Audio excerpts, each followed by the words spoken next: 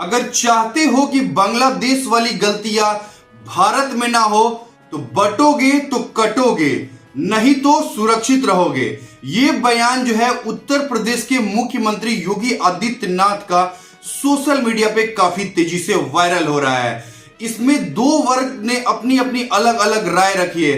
एक वर्ग ये कहता है कि योगी आदित्यनाथ की ये बात जो है वो बिल्कुल ही सत्य है। जिस तरह से जो है बांग्लादेश में अत्याचार हुआ है, हिंदुओं पे जिस तरह से अत्याचार हुआ है, उसके बाद जो है लिट्टन दास वहां के जो क्रिकेटर हिंदू थे उनके घर पे जिस तरह से अटैक हुआ है, हिंदुओं को दौड़ा दौड़ा के पीटा गया है, उसके बाद भारत का एक हिंदू वर्ग है वो कहता है कि ये चीज जो है वो बिल्कुल भी सही योगी आदित्यनाथ ने कहा है।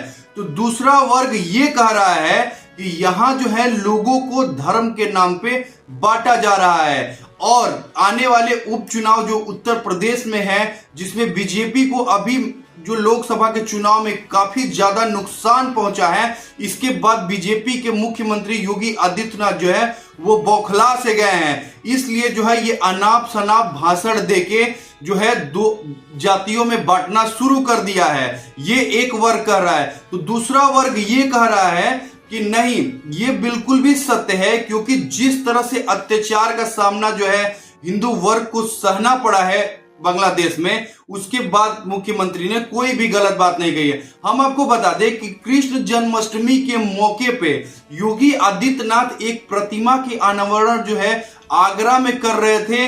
वहां पे उन्होंने जो है वो डट के बयानबाजी किया और आने वाले जो है विधानसभा में उन्होंने जो है एकजुट होने की बात कही।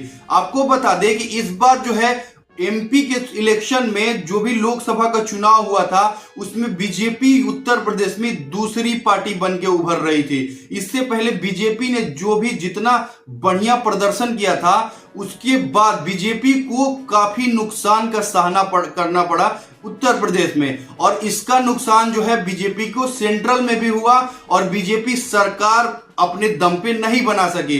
भले ही बीजेपी का एनडीए की सरकार बन गई, लेकिन जो है बीजेपी अपने दम पे सरकार नहीं बना पाई। इसका खामियाजा जो है नरेंद्र मोदी सरकार को भुगतना पड़ा।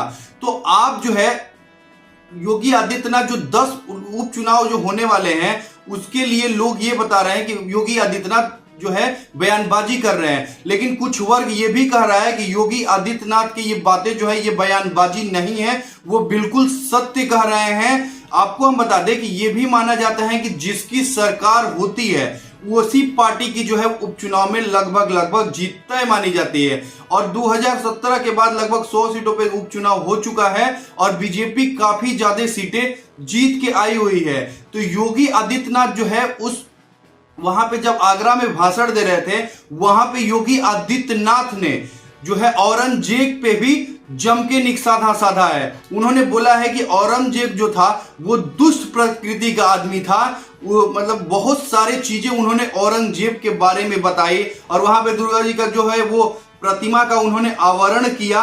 उस आवरण करने के बाद उन्होंने जम के विरोधियों पे निशाना साधा और हिंदुओं को एकजुट होने की बात कही।